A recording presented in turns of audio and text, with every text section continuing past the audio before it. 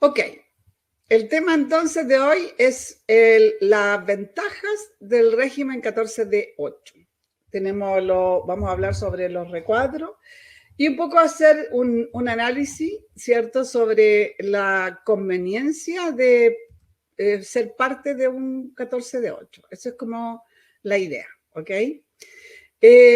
Vamos a ver como las características, las ventajas y desventajas, ¿cierto? Y cuáles son como los requisitos que debiéramos cumplir. Dice, me imagino que estarás preguntando que cualquier contribuyente puede ser un 14 de 8. No, pues sabemos que no, ¿cierto? Necesitamos cumplir ciertos requisitos. Y hay algunos requisitos que son como los más importantes, ¿cierto? La verdad que nos hemos hecho la pregunta, o sea, si pudiéramos, porque hay una cosa que es lo más, digamos, llamativo, si uno pudiera verlo así, que algunos lo ven un poquito con no muy buenos ojos, el hecho de que este régimen está liberado del impuesto a la renta, ¿cierto? Dicen, entonces esto es más barato, o sea, no paga impuesto a la renta, o sea, claramente tenemos que ser de 8.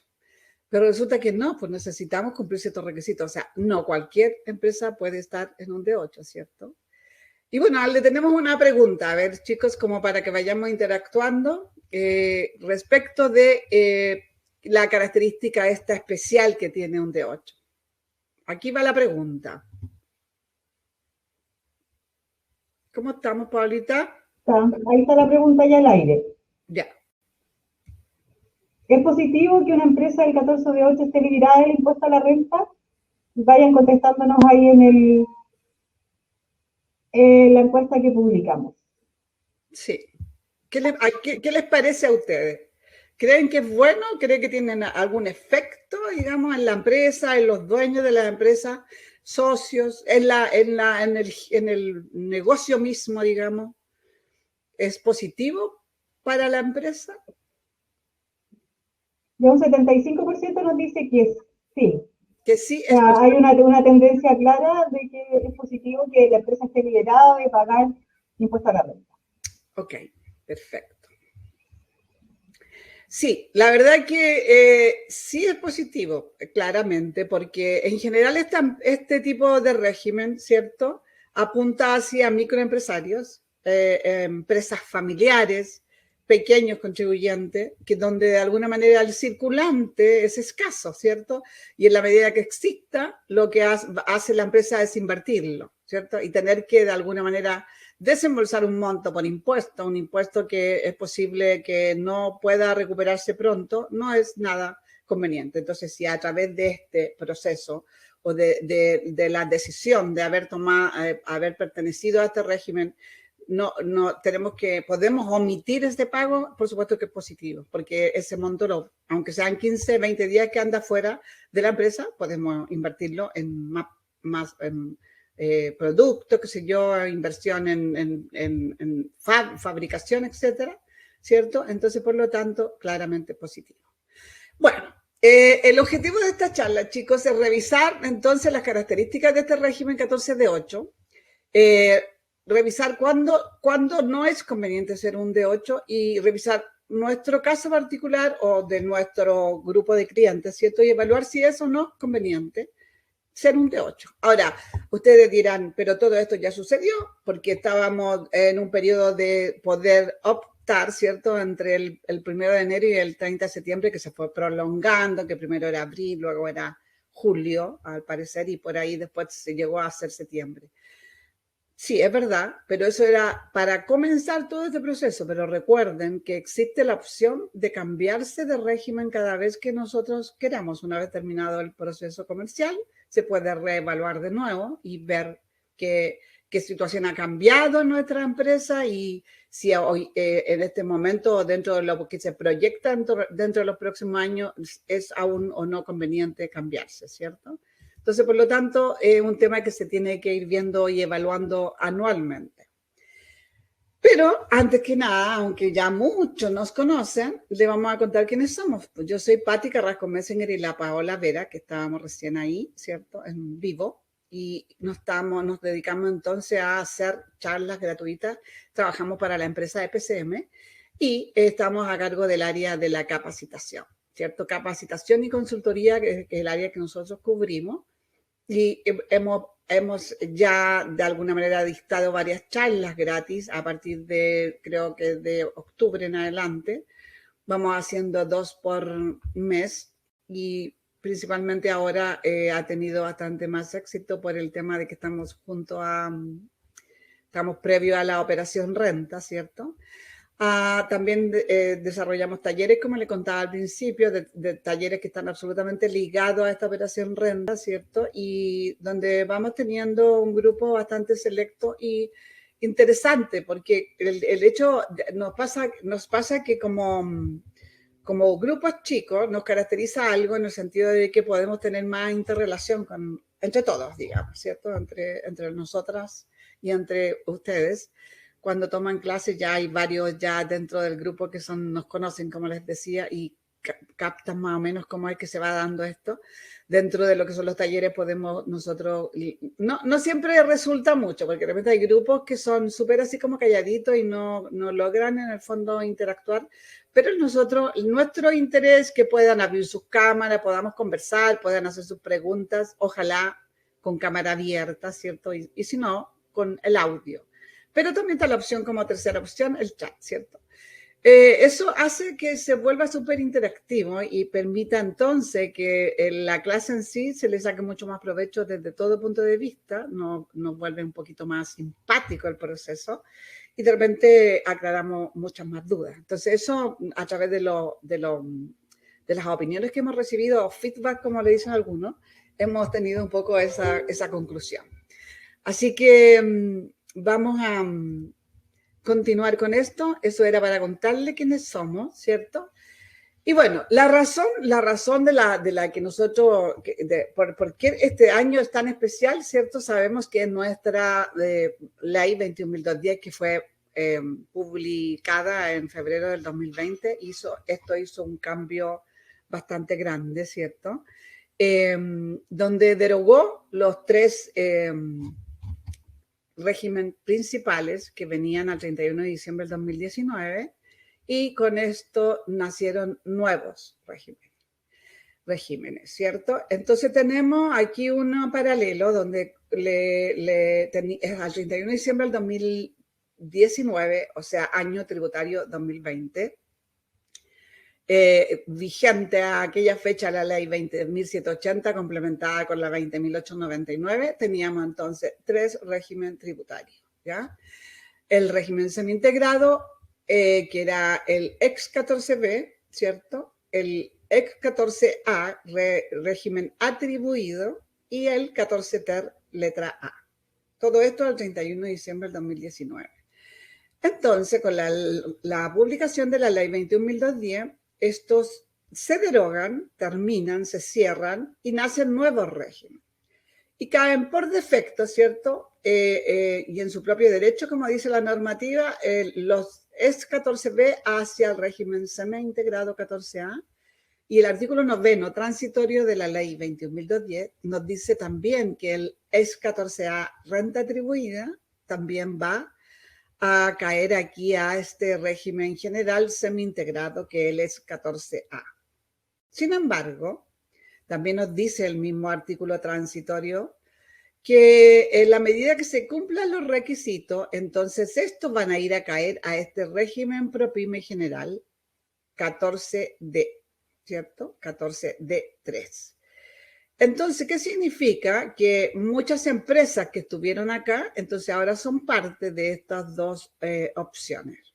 Si uno pudiera verlo en términos de proporción, todo cayó así y las de acá del 14A por el tema de ingresos principalmente, ya que eso es lo que de alguna manera aquí marca el límite, entonces también están acá en el 14D3. Sin embargo, el régimen simplificado 14 ter letra A, que era un régimen simplificado que ya venía tributando en base a ingresos y a egresos. En este régimen cae por defecto al 14D8. Dentro de estos 2 regímenes, ¿cierto? Se le llama el régimen ProPyme y se divide en 2, entonces uno es el D3 y el otro es el D8. ¿Ok? Y aquí, en este D8, que es al cual nosotros nos vamos a referir en esta ocasión, es donde vienen a caer entonces todas estas empresas que estaban en el 14 TER, letra A. Y hasta el año pasado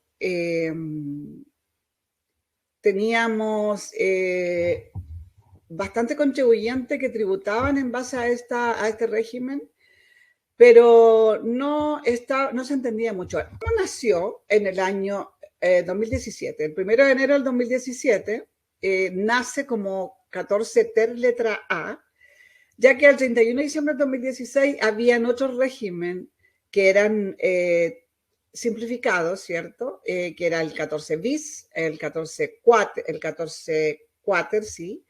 Y también existía el 14 TER, pero no letra A, o sea, también era un poco diferente. Entonces, estos se fusionan. Si uno pudiera ver cómo migraron hacia el 14 TER letra A. Entonces se fusionaron, si pudiéramos verlo así. Pero al 14 TER letra A también ingresaron empresas que estaban en el régimen general. Y ahí es donde traían un tema con el ingreso diferido, ¿cierto? Que a posteriori les vamos a comentar.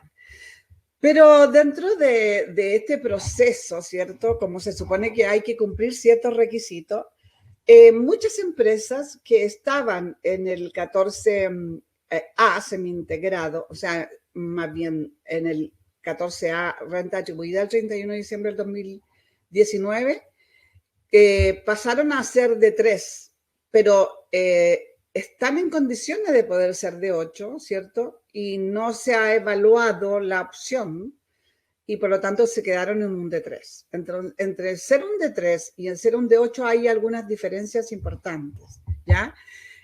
Por eso que es bueno analizar si es que cumpliendo los requisitos puedo o no puedo ser un D8, porque para cierto tipo de empresa es como bastante conveniente, ¿ya? Entonces lo vamos a analizar desde ese punto de vista. Lo primero que vamos a ver es, vamos a revisar las características del régimen 14D8, ¿cierto? Donde aquí podemos apreciar que hay un poco lo que le contaba, la ventaja de, dice, nace un régimen ProPyme fuera del régimen general, que es el 14A, y que queda tributando muy similarmente al 14B, que lo conocíamos, ¿cierto? No hay muchos cambios. Lo que es nuevo con esta ley 21.210 es este régimen ProPyme 14B, y que a su vez, ¿cierto?, se divide en D3 y D8. Y aquí cambia bastante la forma de determinar la base imponible principalmente, ¿cierto? Sin embargo, lo importante es decir de que dentro de los requisitos necesarios para ser parte de este régimen ProPyme es que nuestros ingresos como promedio en los últimos 3 años no hayan superado las 75.000 UF. O sea, si estoy bajo ese monto, entonces sí puedo ser de ProPyme. Ya hablemos así en términos generales. ¿Y por qué el interés de ser ProPyme? Bueno, primeramente porque el tributo es mucho menos costoso, si pudiéramos verlo así. Pagamos mucho menos impuestos. Ya pagábamos menos impuestos desde el punto de vista de que la tasa, según la ley 21.210, respecto del 14D3, era de un 25%, ¿cierto? Aquí está un poco chico, no sé si se logra apreciar.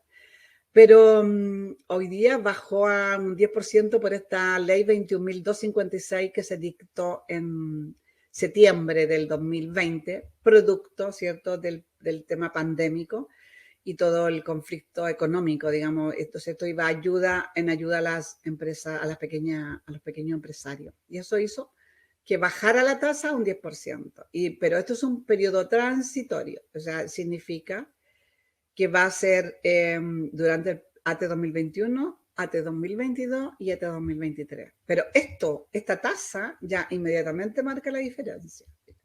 Pero además, la determinación de la base imponible se visiona diferente. Es decir, la normativa dice que debe ser a través de ingresos percibidos menos los ingresos pagados, ¿cierto? Pero nosotros estamos aquí viendo entonces el tema del régimen transparente, ¿cierto? 14D8. La forma de determinar la base imponible aquí en el D8 Es muy similar a cómo lo hacemos a través del 14D3, con algunas cosas que los diferencian. Pero también desde el punto de vista normativo, tenemos aquí, se puede apreciar que en relación a la determinación en los últimos puntos, en el artículo, en la base imponible, al final, cuando ya tenemos determinada la base en el D3, nosotros podemos a utilizar el beneficio a la inversión según el artículo 14 letra E, ¿cierto? En el D3, cosa que no sucede en el D8. Eso no se puede hacer en el D8, no lo permite la normativa. En el D3 aplica el artículo 21, que es el asunto de los gastos rechazados, ¿cierto? 21 número 2 y el afecto al artículo 21 también, 1, 2 y 3, ¿cierto? Y en cambio, aquí en el D8 no aplica. Entonces, cuando nosotros determinamos una base imponible en el D3, lo que tenemos que hacer, y así lo dice, digamos, e incluso está mostrado en el recuadro que corresponde a la base imponible en el formulario 22, donde nosotros tenemos que mostrar los gastos rechazados del artículo 21, no afecto al artículo 21, ¿cierto? Se lo tenemos que mostrar deducido porque se ha producido un egreso, pero como son gastos rechazados, los debemos agregar a posterior. Sin embargo, acá no como no aplica el artículo 21, nos va mostrado ni arriba ni abajo. Va, digamos, omitido, si pudiéramos verlo así.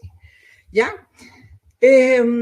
Aquí, ¿qué otra cosa más o menos importante respecto de una con la otra? Bueno, aquí el régimen transparente 14D8 nos lleva registro de rentas empresariales. Este famoso registro de rentas empresariales que un poco da ciertos dolores de cabeza y que de alguna manera venía reemplazando y a lo que era el FUT al 31 de diciembre del 2016, ¿cierto?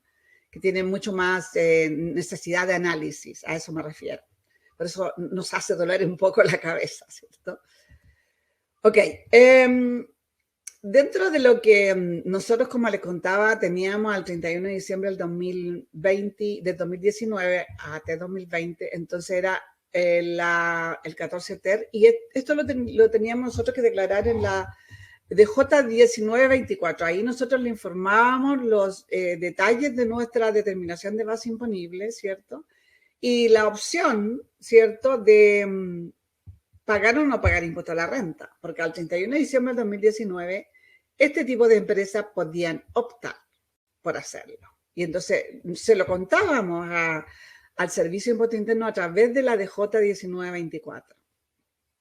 Y cuando nosotros le poníamos a disposición de los socios del PPM, entonces automáticamente la DJ 1924 nos reconocía y se concluía que lo que estábamos haciendo era asignándole y no estábamos omitiendo el pago de impuestos a la renta y asignándole de inmediato a los socios.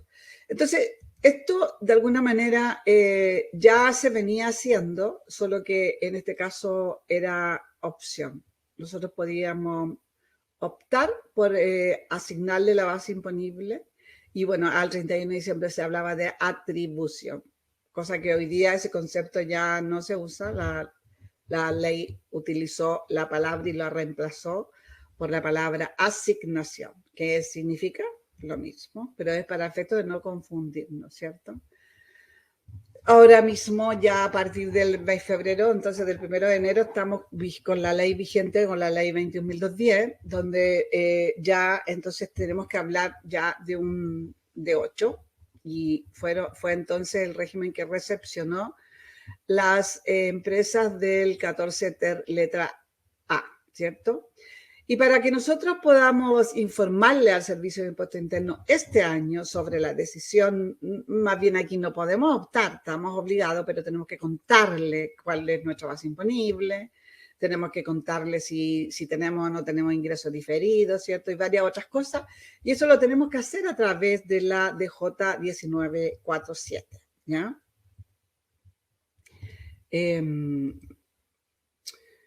¿Qué precauciones debemos tomar, cierto? Para efectos de poder concluir si lo estamos haciendo correctamente. Bueno, aquí lo que vamos a hablar sobre ciertas características que tiene este régimen y a posterior vamos a mostrar las posibles ventajas o desventajas, ¿cierto? Entonces, dentro de cuando nosotros determinamos nuestra base imponible, sabemos que tenemos que tomar y considerar nuestros ingresos, todos los ingresos, ¿cierto? Pero a posterior tenemos que hacer un flujo de caja y concluir cuáles son nuestros ingresos percibidos y son esos los que tenemos que considerar. Y a posterior rebajar de estos ingresos todos los egresos que tengan relación con, que estén pagados, ¿ok? Entonces, por lo tanto, a posterior tenemos algunas características que la circular 62 se encarga de hacernos notar y aclarar de que nuestro Servicio de Impuestos Internos nos va a presentar a nosotros una propuesta. Y eso va a ser a través de asistentes. Si nosotros nos recordamos respecto del año 2019 a 2020, ¿cierto? Teníamos una situación similar respecto de la renta atribuida y respecto de del artículo 14 ter también. Llenábamos un asistente, ¿se acuerdan? Donde también nos planteaba los ingresos y nosotros teníamos que ir llenando y complementando. Y a partir de eso, ellos nos presentaban la opción o la propuesta de las DJ del régimen, que era el 14A, que era la renta atribuida, ¿cierto? Entonces nos presentaba la DJ 1923, que era la base imponible, la 1938, que era registro de renta empresariales, y la de retiro, si lo hubiera. Ahora, dentro de lo que era el asistente el año pasado, sobre todo del 14A, renta atribuida, no lo usaron mucho los colegas, al parecer, porque en general pasa que nos presentaba propuesta, pero no siempre nos dejaba modificar. Entonces, por ahí nos atrapábamos y concluíamos entonces que lo íbamos a hacer a través del camino normal, ¿cierto? Porque dentro de las opciones que daba, hoy da, de hecho, ahora mismo también el sistema del Servicio de Impuestos Internos, cuando queremos usar el asistente, también nos permite que lo hagamos a través del formulario en forma directa, ¿ya? Entonces, vamos a seguir hablando sobre esto. Tenemos nosotros que revisar a través del asistente entonces la propuesta que nos va a dar. Aquí la característica próxima es que no aplica corrección monetaria, ¿cierto? Eso lo sabemos, como tampoco sucede eso en el D3, como ProPyme es un concepto general para las ProPyme. No aplica corrección monetaria, o sea, no aplica artículo 41 de la ley. Sus existencias o insumos existentes al término del año se reconocen como gastos en la medida que estén pagados, ¿sí? Aplica depreciación instantánea de su activo fijo, y esto se refiere a que si tenemos nosotros activos fijos dentro de nuestras adquisiciones en el periodo, y esos activos fijos están pagados, podemos rebajarlo como egreso, ¿cierto? Determina base imponible simplificada según ingresos percibidos y gastos pagados, que era un poco lo que yo le estaba contando. Y dice, salvo en caso de empresas relacionadas. Y en estos casos son las empresas, cuando son empresas relacionadas y estas empresas relacionadas son del 14A. Entonces, en ese caso, aunque no estén pagados estos ingresos, y vamos a incorporarlo igual a nuestros ingresos para determinar la base imponible, desde el punto de vista de la base devengada, ¿ya? Está liberada de mantener registros de renta empresariales, que eso es un tema importante. Determina en capital propio tributario simplificado, ¿cierto? Y lo van a hacer si los ingresos del periodo superan las 50.000 UF del periodo anterior. Superaran las 50.000 UF. Utiliza tasa fija de PPP, eso es súper importante, ¿ya? Y puede acceder a un informe de una situación tributaria, que es la carpeta tributaria que nosotros ya veníamos conociendo también a través del Servicio de Impuestos Internos. En contra de los impuestos finales que afecten a los propietarios, porque recuerden que no paga impuesto a la renta, también se puede aplicar el crédito del 33 bis. ¿Cuál es este? El que se origina por las adquisiciones del activo fijo, ¿ya? Entonces, esta es una opción también que pueden utilizarse a los globales complementarios de los socios, ¿ok? Cuando nosotros no hemos hecho nada como contribuyente y no tenemos idea entonces a qué régimen pertenecemos, porque entre paréntesis, cuando la empresa, cuando hubo cambio de régimen, ¿cierto? Cae por defecto, ¿cierto? Tenía el contribuyente la opción de elegir una vez analizado si convenía o no convenía, pero si no hiciste nada, entonces hay uno que ya se asume por derecho. Y no siempre se tiene claro. Entonces lo puedes ver a través de mis datos del Servicio de Impuestos Internos y también cuando entras a la sección de declaraciones juradas. Y entonces pones declaraciones juradas, mis declaraciones juradas, y ahí entras al proceso AT 2021 y inmediatamente está ahí el régimen, ¿cierto? Aquí mismo está la asociación, dice, como que hay un perfilamiento, dice, respecto del tipo de contribuyente. Entonces, inmediatamente están acá agregadas las posibles DJs que te toca presentar, ¿cierto? Y dentro, por supuesto, de la principal, en el primer recuadro va a estar la del régimen, que entre paréntesis hoy, este año son menos, ya que en el caso del D8 es solo la 1947, ¿cierto? Hay varias cosas más que tenemos que tener consideradas, pero esto tiene que ver como con el recuadro los recuadros del formulario 22, ¿ya? Y que están absolutamente relacionadas. Y si hubiera sido un D3 aquí, entonces va a estar la 1948, que es la DJ que le identifica, que sirve para el D3 y sirve para el 14A, y todas las otras que son como transversales.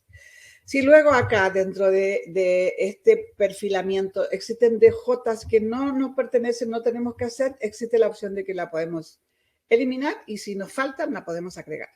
Aquí mismo en esta parte, ¿ya? Como un dato anexo, digamos. Entonces, la base imponible de un D8. Como decíamos, la base imponible de un D8 es especial, es diferente, ¿cierto? A lo que tiene que ver con el D3. Debido a que sí, desde el punto de vista de los egresos podría ser similar, ¿cierto?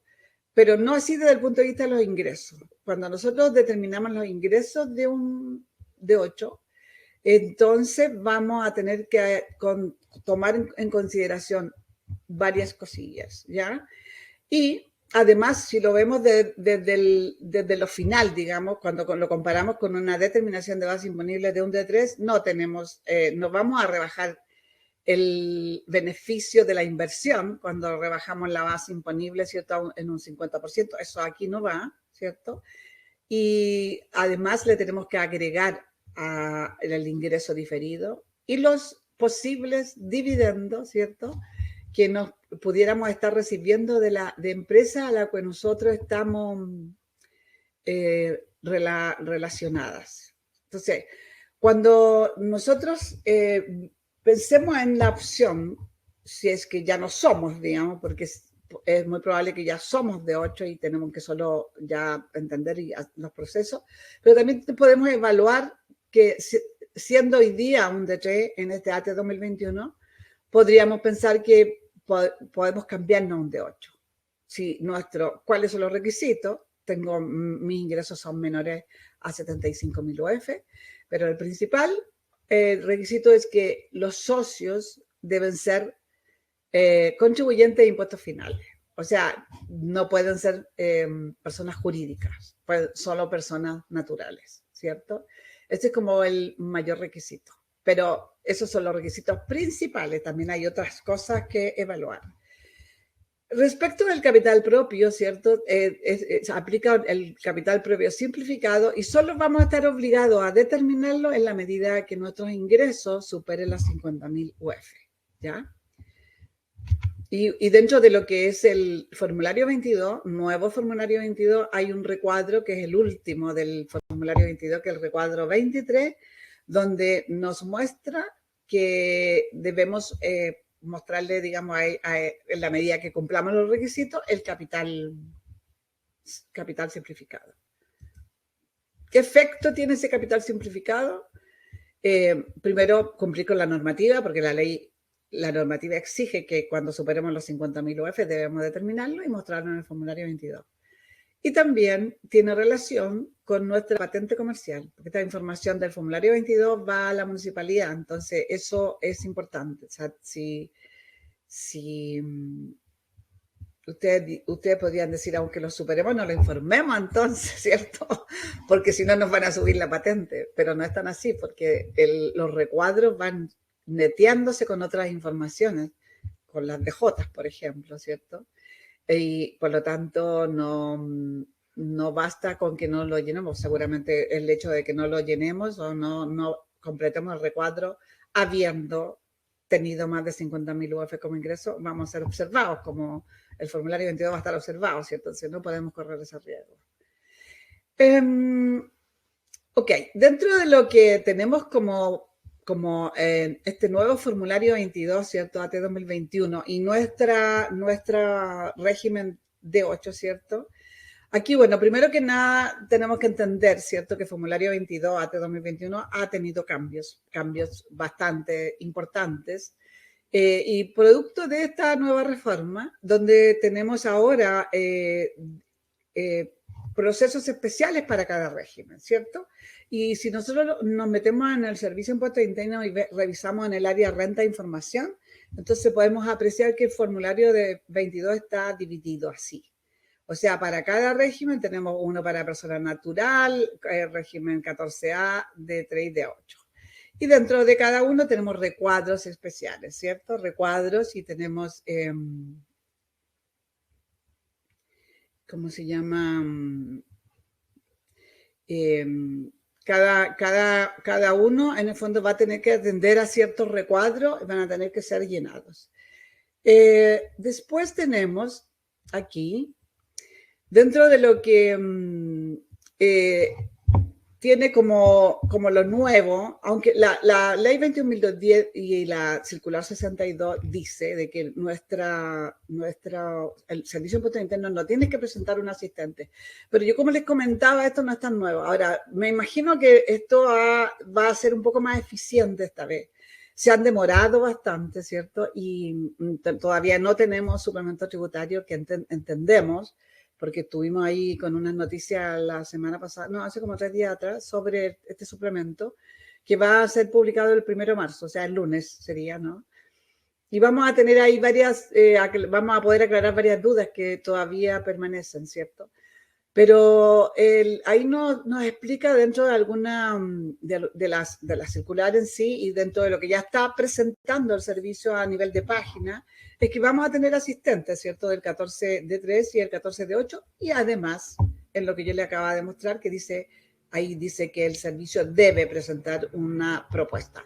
Y esta propuesta va a ser a través de este asistente. Entonces vamos a partir, si pudiéramos verlo, sí, con desde el área de las DJ, ¿cierto? Y vamos a tener entonces esta opción para el D3 y para el D8. Vamos a tener que ir contándole. Ahora mismo, si uno ingresa al servicio, no tenemos todavía esta opción porque dice que aún no está disponible, pero sí va a estarlo, ¿ya? Entonces, ahí vamos a tener que contarles qué es lo que ha pasado con nuestra base imponible, ¿cierto? Dice que aquí tiene relación como con lo que está pidiendo la D8. Aquí también nosotros le mostramos los PPM, le mostramos en esta DJ los posibles créditos que pudiéramos tener. ¿Por qué podríamos tener créditos en una D8 si no paga impuesto a la renta? Bueno, aquí hay varias opciones, digamos. Sabemos que al determinar la renta, la base imponible, se asigna a los socios, ¿cierto? Pero la normativa dice que a los ingresos debemos agregarle los dividendos, las utilidades que recibamos de otras empresas. Y estas utilidades van a venir con crédito, ¿cierto? Y ese crédito es el que hay que prorratearlo o más bien asignarlo en relación a la participación de cada socio. Esa es una opción de crédito. También tenemos el crédito que es el PPM, que la empresa pudo haber pagado y que también se asigna de la misma forma. tenemos el crédito del posible ingreso diferido que hubiéramos necesitado calcular en caso de que la empresa que llegó a este D8 anteriormente pertenecía a los otros regímenes, como el 14A o como el 14D3, ¿cierto? Porque se supone que una de las características importantes de este D8 es que la empresa tributa todo en el periodo. O sea, todo queda con tributación cumplida. No hay nada que repercuta en el futuro, excepto el posible ingreso diferido, ¿cierto? Que es el del mismo que le estoy hablando. Entonces, ¿por qué tengo que calcular un ingreso diferido si vengo de un D3 o de un 14A? Porque ambas empresas no cumplen con esa normativa. Es decir, no cierran su proceso anual con toda su tributación cumplida en términos de impuestos finales, ¿cierto? ¿Por qué? Porque por eso mismo existe el registro de rentas empresariales, porque ese registro permite llevar el control de todas esas utilidades pendientes de tributar. Entonces, cuando uno de los dos regímenes se quieren cambiar a este D8, tienen que cerrar ese proceso. Y como se cierra, calculando este ingreso diferido que se le llama, y que en otras palabras, lo que se concluye ahí es determinar cuáles son todas las utilidades que están pendientes de tributar. Y ese monto tienes la opción como contribuyente de dividirlo en 10 cuotas, como máximo. Pero también lo puedes pagar de una sola vez, en 5 cuotas, etc. Pero lo puedes dividir como máximo en 10 cuotas. Y entonces, como vienes de un registro de renta empresariales y traes SAC, ¿cierto? Que puede ser SAC del año, de alguna manera, consecuencia del FUT, o puede ser consecuencia de estos últimos 3 años tributando en base a una renta atribuida o semi-integrada, ¿cierto? Entonces tú puedes traer SAC y ese SAC, por lo tanto, sería un crédito también, que es consecuencia del ingreso diferido. Entonces, son varias situaciones de crédito que van a favorecer al socio debido a que van directamente al socio debido a que también se le asigna la base imponible, ¿ya? Ok, posteriormente aquí tenemos un ejemplo de la declaración jurada 1947 donde nosotros informamos entonces los ingresos, la base imponible, informamos también aquí en estos datos informativos los posibles retiros que un D8 pudiera haber tenido, los efectivos. Ojo, que estos son solo informativos, de hecho ahí dice informativo, porque el objetivo de esta información principalmente justificar inversiones, por ejemplo, cuando tú presentas un global complementario y que estás buscando financiamiento bancario o algo así, lo más probable es que la renta atribuida o asignada en este caso no te va a servir mucho. Entonces, esta es una forma de demostrarlo desde el punto de vista, digamos, tributario, si pudiéramos verlo así. Por otro lado, el mismo Servicio de Impuesto Interno puede concluir que tú hiciste inversiones y no tienes el fundamento desde el punto de vista de ingreso. Entonces, por eso es importante, colega, poner esto. Porque el 14 TER, letra A, al 31 de diciembre del 2019 también lo traía, pero no se tomaba mucho en cuenta, porque como no tributaba, porque imaginémonos que nuestra base imponible es 120 y resulta que el retiro son 180. Extraño, porque es difícil retirar más de lo que se gana, pero sucede a veces. ¿Por qué razón? No lo sé. No, sé, pero... entonces, resulta de que si tú tienes aquí mostrado un valor efectivo, retiro efectivo mayor a la base imponible, no va a tener ningún efecto tributario, porque esto, sea menor o sea mayor, no tributa y no influye, ¿ya? Ahí donde esto de alguna manera va a tener que estar avalado respecto de los egresos, ¿cierto? Porque recuerden que tienen que tener un libro de ingresos y egresos, este régimen, y los egresos avalarán estas salidas de dinero que sí es necesario fundamentar, ¿cierto? Dentro de esta 1947 me se informa los ppm a disposición y todo lo que yo les contaba. Le tenemos que contar cuáles son los ingresos, la cuota del ingreso diferido, cuál pudo ser la recepción de utilidades que tuvimos de otras empresas si es que lo hubiéramos tenido, ¿cierto? Ok, dentro de lo que es el recuadro 22, o sea, el formulario 22, los recuadros que están relacionados con este régimen, el recuadro 22, que tiene que ver con la base imponible, son los últimos dos, y el capital propio tributario en caso que sea necesario, ¿cierto? Que yo les contaba ya que no siempre es necesario determinarlo. Y hay una parte que tiene, que es el recuadro 7, que esto es importante y que está súper así como relacionado con este tema del D8, debido a que habla justamente de los ingresos diferidos. Entonces aquí están los ingresos diferidos que se pudieron concluir este periodo debido a que un 14A o un D3 se cambió a un D8, ¿cierto? Tenemos esa opción. Y también tenemos la opción de un ingreso diferido que venga del régimen anterior. O sea, que cuando la empresa en cuestión se cambió a un 14 ter de un régimen general al 31 de diciembre del 2016, ¿cierto? Se cambió al 1 de enero del 2017, debió haber hecho lo mismo que la normativa exige hoy día, es decir, calcular un ingreso diferido y haberlo dividido en 5 cuotas. Pero no todos los contribuyentes lo hicieron. El servicio observaba esto y de alguna manera mandaba a llamar y pedía modificación de la renta, etcétera, pero hay varias empresas que no lo hicieron y no han sido objetados tampoco. Entonces la ley hoy día permite, en el artículo 15 transitorio de la ley 21.210, habla sobre la posibilidad de que tú puedas calcularlo ahora. Es decir, si no lo hiciste al 31 de diciembre del 2016, lo haces ahora y lo tienes que entonces mostrar aquí en un código especial, pero en el recuadro número 7. ¿Ya? Entonces, aquí dentro de eso tenemos el recuadro 22 de la base imponible y aquí es donde yo quiero mostrarles, pero también aquí el de 8 está relacionado entonces toda esta información con la de J1947, que era un poquito la que le había mostrado, y con las posibles DJ transversales que esta empresa de 8 tenga que informar, ¿cierto?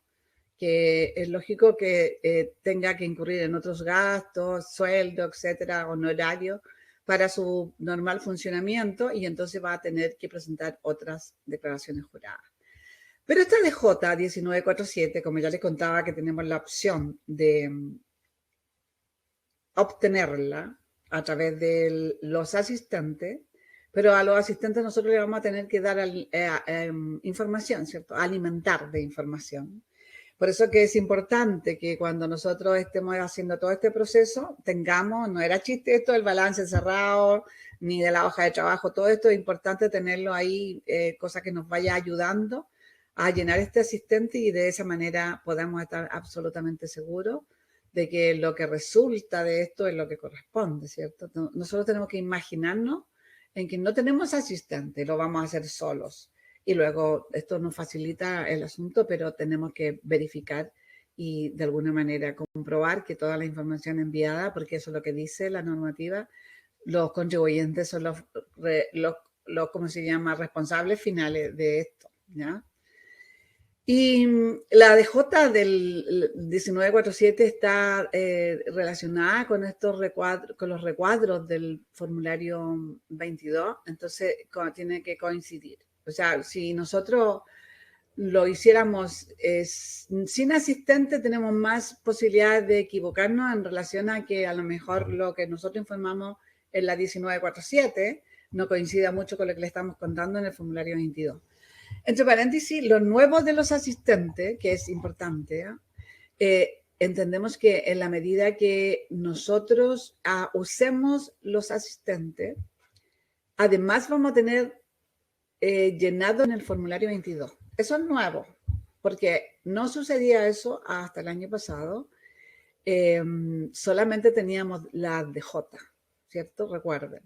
pero en el formulario 22 solamente la teníamos cuando era un D8 y habíamos optado por, sí, teníamos la base imponible, cuando teníamos que pagar el impuesto a la renta, entonces ponía la base imponible y lo reconocía. Ahora va a tener más datos de acuerdo al asistente y a todos los datos que nosotros les demos. Ya los recuadros del formulario 22 también se van a llenar. Y lo importante es que nosotros nos cercioremos, ¿cierto?, de que va a estar correcto, ¿ya? Eso es importante. También tenemos, ¿cierto?, como les comentaba, como un D8 a la obligación de tener algunas DJ que son transversales, que generalmente son la de los bienes raíces, crédito a PEP. Ahí les voy a comentar algo. La 1879, que es del honorario, que entre paréntesis está automáticamente ya originada, a no ser que hayas tenido boletas de papel y se las tengas que incorporar, ¿cierto? La 1887, la de sueldo y etcétera. Estos son algunas, la 1909, que es la de la CUSETE, cuando el socio incurre en gasto y son considerados gastos rechazados. Pero todas estas la podría llenar o no llenar. Pero si no le corresponde, por ejemplo, entonces tienes la opción de ojalá eliminarla dentro de tu perfil como empresa, que es lo ideal para que todo se mantenga más o menos ordenado, ¿cierto? Esta DJ, que es esta, ¿sabes por qué lo puse? Porque es una pregunta que se repite harto. Porque resulta de que en el caso de la D8, que también sucedía el año pasado con la 1924, cuando en la 1924 había opción de elegir no pagar la renta. Entonces, ¿cómo le decías? Era poniendo a disposición de los socios del PPM. Entonces, automáticamente el sistema reconocía que tú, como empresa, no querías pagar el impuesto. Pero además, hubo confusión ahí porque muchos colegas decían de que además era necesario llenar la DJ 1837 por esta decisión de poner los PPM a disposición de los socios. Sin embargo, esto no es así, es una apreciación equivocada. De hecho, aquí le puse no corresponde para un D8, porque a través de la DJ, este año de la 1947, que es la que corresponde a este año, tenemos ahí la información respecto de la asignación de los PPM al socio, ¿ya? Por lo tanto, esta no corre para el régimen D8, sino que para un 14A y un 14D3, ¿ya? Entonces, eso es lo que queda. No corresponde aquí en este caso. Bueno, para los efectos de los impuestos finales, los cruces y neteos, ¿cierto? Entendemos que lo que hace ahí el servicio es que cruza DJs y cruza recuadros. Aquí, como les decía yo, estos son los recuadros que van a estar disponibles. Por ejemplo, acá en la base imponible va a cruzarse seguramente con alguna DJ también, que haya, en el caso que tengamos incorporado un dividendo recibido, ¿cierto? Con una DJ que haya enviado el emisor del dividendo, ¿cierto? Yo la voy a estar recibiendo como empresa, pero la otra empresa lo va a estar emitiendo, entonces tiene que haber una DJ que cuadra ahí, etcétera. Entonces, dentro de lo que a nosotros nos compete son estos los recuadros que tienen que coincidir con la información, para que todo más o menos coincida y no seamos observados. Entonces, como en resumen, dentro de las características de un D8 tenemos entonces que la empresa no paga renta, tenemos que la renta es asignada a los socios en relación a sus aportes y a sus utilidades. Como no paga impuestos, entonces no tiene crédito, ¿cierto? Desde ese punto de vista no tiene crédito. Los ingresos son en base percibida, los gastos son en base pagadas. El capital propio simplificado, siempre que superemos las 50.000 UF. Liberación de corrección monetaria. No aplica depreciación. Artículo 31, número 5. Eso es porque tenemos la opción, ¿cierto?, dentro de rebajar como gasto la inversión en activo fijo dentro del mismo periodo y lo vamos a considerar aquí en los gastos pagados, o gastos de egresos pagados. Y por eso mismo entonces no aplica la depreciación. No aplica el artículo 14E, que eso es lo que tiene que ver con el incentivo al ahorro y la disminución de la base imponible en un 50%, que sí corresponde para los 14A y para los 14D3, y no aplica los gastos rechazados al artículo 21. Entonces, esas son como las características generales de un D8. ¿Ok? ¿Cuándo conviene cambiarse un D8? En la medida que cumpla los requisitos. ¿Tenemos alguna pregunta por ahí, Paulita? Creo que tenemos una pregunta. ¿Que les hagamos una encuesta? Sí. O vamos a ver. Una segunda. Ya, vamos. Ahí está. Dice si la base imponible resulta muy alta. ¿Es conveniente ser una empresa del 14 de 8? Claro. ¿Qué opinan? A ver, cuéntenos. Por ejemplo, cuando nosotros evaluamos la opción, ¿cierto?, de ser un D8, ¿cuáles son las cosas que tenemos que revisar? ¿O cuáles son los conceptos? ¿O qué es lo que tenemos que visionar, ¿cierto?, en el periodo y en los posibles periodos posteriores, ¿cierto?, ya en el futuro. Entonces, una de las cosas es la base imponible. Aquí un 92% dice que no. A ver, perdón. 92% dice que no es conveniente ser de una de 8 si tienes una base imponible muy alta. Perfecto, ya. Muy bien. Está súper claro el concepto, entonces. Mira, aquí tenemos el recuadro número 22, ¿cierto? Del formulario 22, donde tenemos la base imponible, pero solamente tenemos mostrados los ingresos, porque esto es lo que hace de alguna manera la diferencia de un D8 respecto de un D3, ¿ok? Los pinté aquí en rosado y habla sobre los ingresos que nosotros tenemos que incorporar, porque dice la normativa del D8 dice que nosotros debemos considerar todos los ingresos que la empresa recibe, o percibe más bien, ¿cierto? Y tenemos que, sin de alguna manera analizar si estos ingresos son exentos, no exentos, ya pagó el impuesto o no lo pagaron otras empresas, etc. Aquí dice que debemos cerrar los procesos y cuando nosotros cerremos el proceso tributario, todas las rentas recibidas y de las cuales nosotros somos responsables deben quedar con tributación cumplida. Entonces, por eso tenemos que agregar el concepto de los dividendos o retiros percibidos en el caso de que mi empresa tenga inversiones en otras empresas. O sea, de esa manera voy a recibir, ¿cierto?, utilidades o dividendos de otras empresas, porque si yo no tengo inversiones en otras empresas, nunca voy a tener esa preocupación, ¿cierto? Cuando yo recibo inversiones de otras empresas, no podría podría ser renta exenta, la tengo que considerar igual, pero también podría ser que viene por ejemplo, de un D3 o de un 14A y traigo entonces créditos. Y voy a traer créditos con condiciones, con, ¿cómo se llama?, con obligación de restituir o sin restituir, etcétera. Pero la normativa dice que yo debo además agregarle el incremento, es decir, la renta recibida más el incremento, cuyo valor en cuestión luego me va a servir o nos va a servir como crédito para assignárselo a los socios, ¿ya? Lo mismo pasa entonces cuando tenemos en el caso bueno, en el caso de este caso cuando las utilidades, voy a volver un poquito atrás. ¿Qué pasa cuando nosotros recibimos utilidades de una empresa, en el caso que tengamos inversiones?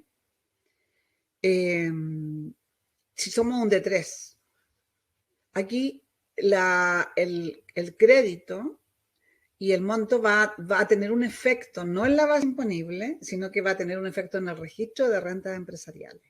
¿Por qué? Porque ahí es donde controlamos todas aquellas rentas que están pendientes de tributar, ¿cierto? Aquí, como no existe registro de rentas empresariales y la característica es que debe cerrarse el proceso tributario, entonces tenemos que agregarlo. Y aquí entonces agregamos también el tema de los ingresos percibidos de una 14A, en este caso estén pagados o no pagados, porque dice la normativa que debemos considerarlo desde el punto de vista devengado. ¿Ya? Y después al final tenemos entonces el ingreso diferido en el ejercicio. Ese es al que yo le hablaba de que habían calculado, ¿cierto? Los D3 o los 14A que habían decidido, una vez que concluyeron que cumplían requisitos, cambiarse a un D8.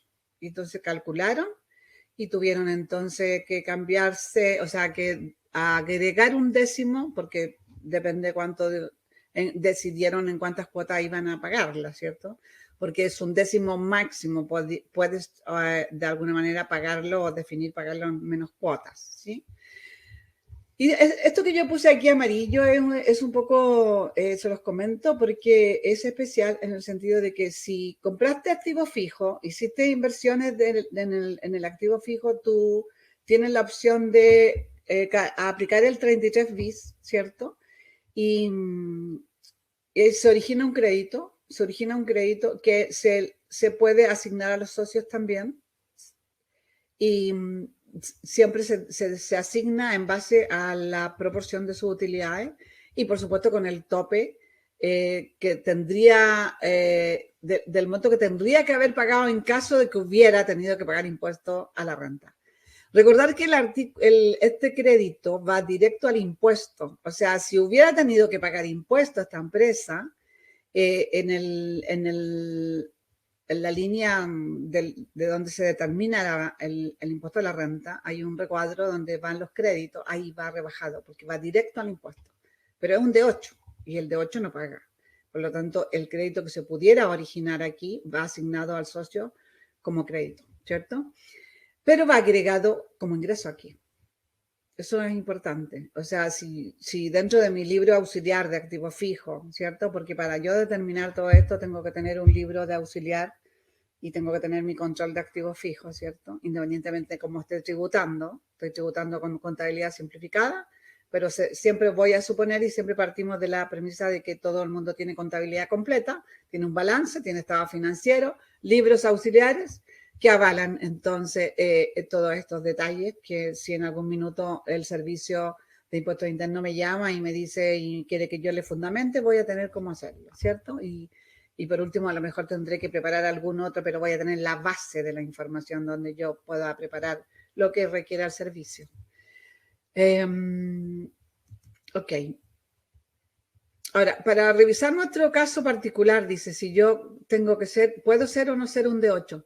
Aquí donde yo tengo que ver, que era un poco lo que cuando le hicimos la pregunta sobre nuestra base imponible, ¿cierto? Si yo proyecto que la base imponible de mi empresa o de mis empresas, en el caso que nosotros llamamos contadores independientes, tenemos varios D8, van a ser muy altas, entonces como que tengo que repensarlo, no, quizás no es la mejor opción, me tengo que cambiar a un D3. Por ejemplo, ¿cierto? ¿Por qué? Porque en el D3 voy a tener una base imponible alta, pero eso no va a repercutir o no va a influir en los globales complementarios de los socios. ¿Por qué? Porque en el D3 los socios tributan en base a sus retiros efectivos, ¿cierto? No es asignada.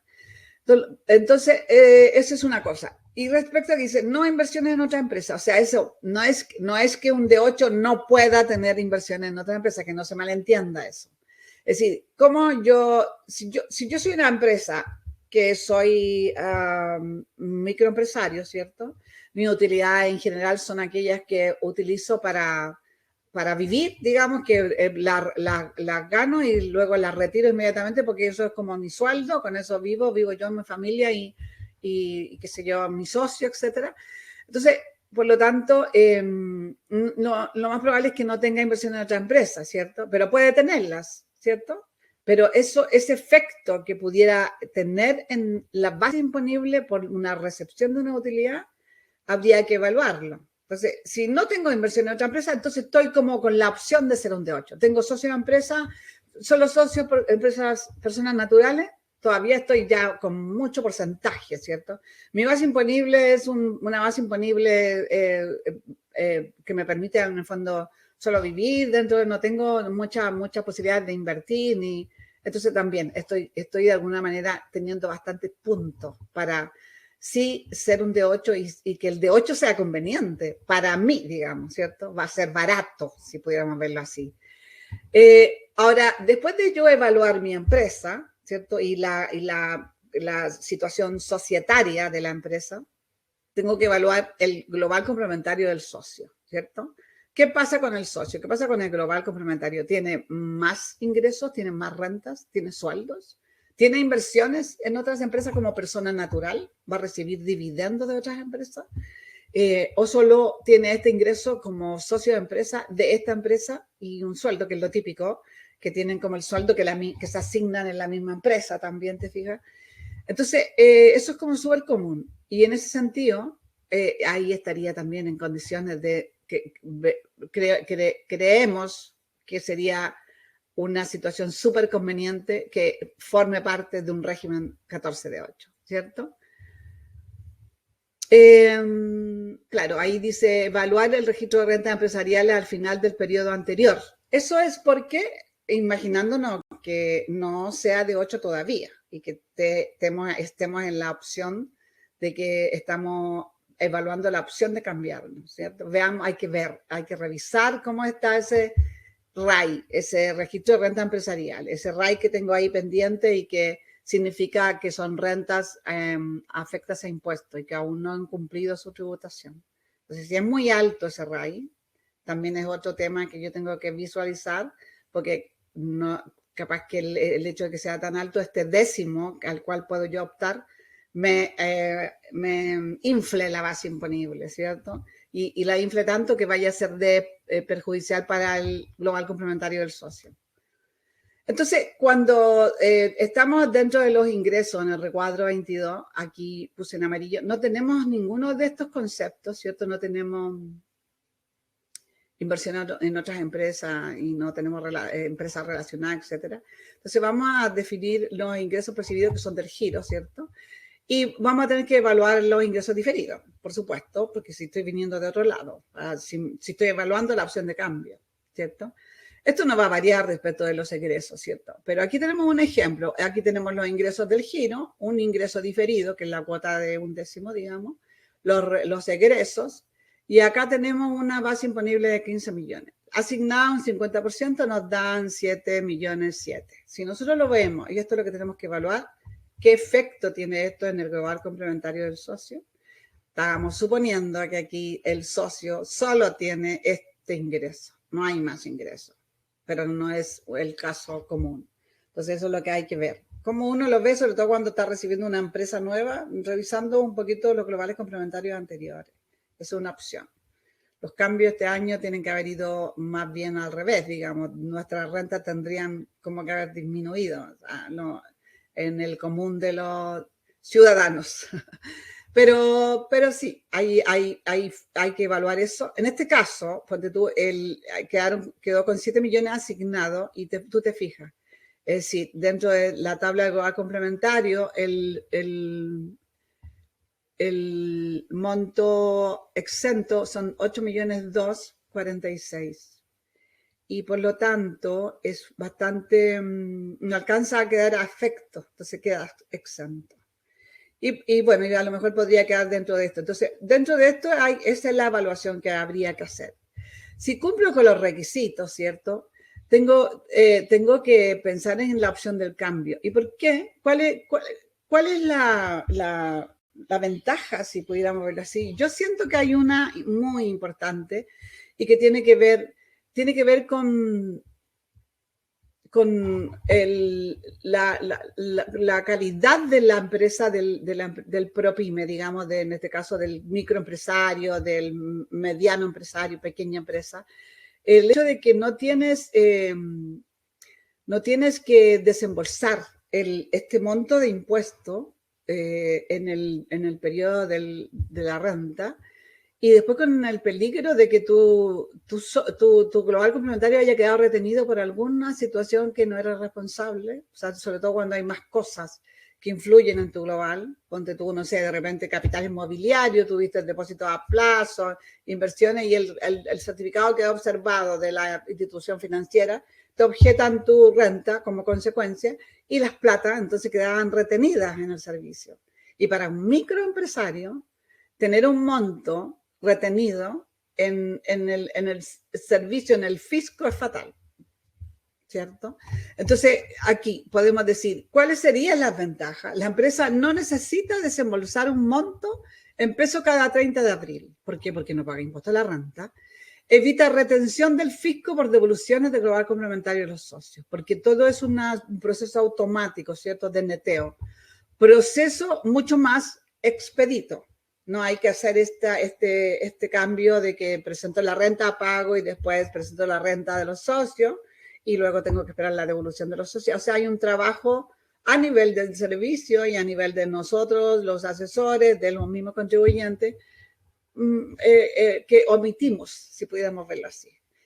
Utiliza tasas fijas de PPM, tasa rebajada, entre paréntesis, un 0,2, no un 0,25, ahí hay una cosa que modificar. Es un 0,2 o un 0,5 si supera las 50.000 UF, es tasa fija. Sabemos que si nosotros esto lo podemos ir cambiando en la medida que evaluemos que esto va cambiando, vamos a tener una base imponible importante, va a haber un efecto en el global complementario del socio. Entonces ahí vamos pagando un PPM voluntario, ¿cierto? Los procesos de pago de impuestos se cierran en el periodo comercial. Eso es importante, ¿sí? Porque te da libertad de acción. O sea, por ejemplo, organizaciones de empresas, no hay efectos de ningún tipo. Libertad de terminar el giro, porque eso es otra cosa. Cuando una empresa que trae al 31 de diciembre traíamos un food gigante, lo primero que había que averiguar cuánto food traíamos y medir cuánto era el impuesto que teníamos que pagar, ¿cierto? Que es una tasa del 35%. Entonces, es una tasa alta. Y lo mismo pasa con los 14 ahora A, régimen general, y 14 de 3, ¿cierto? Sobre todo cuando estamos haciendo uso del 14 TER, que es el beneficio de la inversión. Pero acá no tenemos eso porque hemos ido cumpliendo, o sea, a no ser que tengamos un ingreso diferido todavía pendiente, ¿cierto? Que es un caso especial, sería como la única consecuencia, porque vamos cerrando el proceso tributario, ¿ya? Entonces, eso es como una cosa importante. No, tenemos que omitir la determinación de capital propio, a no ser que superemos las 50.000 UF. Entonces, nuestros procesos son como más simples, ¿cierto? Desde ese punto de vista. Y está la liberada de mantener registros de rentas empresariales, que es como el famoso registro que es de harto más análisis. Entonces, claramente es un sistema bastante aconsejable y conveniente para ciertos tipos de empresas. Y yo sé que en este proceso, o sea, en este periodo año 2020, hay muchas empresas que teniendo y cumpliendo los requisitos están en el 14 de 3 y no han hecho el análisis, se quedaron en el de 3 por a lo mejor no haber entendido muy bien, pero ojo que es importante entender que es posible cambiarse todos los años. O sea, se pueden tomar la decisión cada año, evaluar qué opciones existen y es posible cambiarnos. Pero para poder cambiarnos necesitamos, ¿cierto? Conocer que para poder estar tranquilos necesitamos saber cuáles son los efectos futuros, ¿cierto? Y si nosotros tenemos como claro todos los procesos, podemos ir cambiando, ¿no? Hay algunas limitaciones, sí, por ahí que tiene que ver cuando te cambias por segunda vez, pero es cuando para volver a un D8, ¿ya? Pero si tú estás en un D8 y te quieres salir del D8, por ejemplo, ahí no hay problema y puedes volver al D3, al 14A. Tiene todo un efecto, tiene que hay que considerarlo, pero de que se puede, ¿ya? Pero volver a un D8 tienes que esperar 5 años, entonces después si te vas de un D8. Esa es la única situación especial. Bueno, nuestra visión, chiquillos, es, por eso nosotros presentamos estas charlas, tratando de aportar lo que podamos de alguna manera entender. Y entendemos que para poder desarrollarnos e ir creciendo en lo que nos toca hacer, porque no todos estamos trabajando en forma independiente, algunos somos dependientes, pero trabajamos en una empresa donde vemos toda esta área tributaria. A veces no nos toca ver el área tributaria, pero si nos interesa y qué sé yo. Entonces, hay varias opciones de capacitaciones hoy día. Entonces, necesitamos estar siempre súper informados, ¿cierto? Y bueno, aquí nosotros tenemos la opción de que dentro de los procesos de renta siempre, ¿cierto? Somos como, primero nos autoevaluamos y luego nos evalúan nuestros clientes o nuestro jefe o nuestra empresa. Porque hoy día todo es tan así fluctuante, nos pueden cambiar o no, desde todos los puntos de vista, ya sea como independiente o dependiente, pero en la medida que nosotros estemos preparados, ¿cierto? Vamos a estar tranquilos.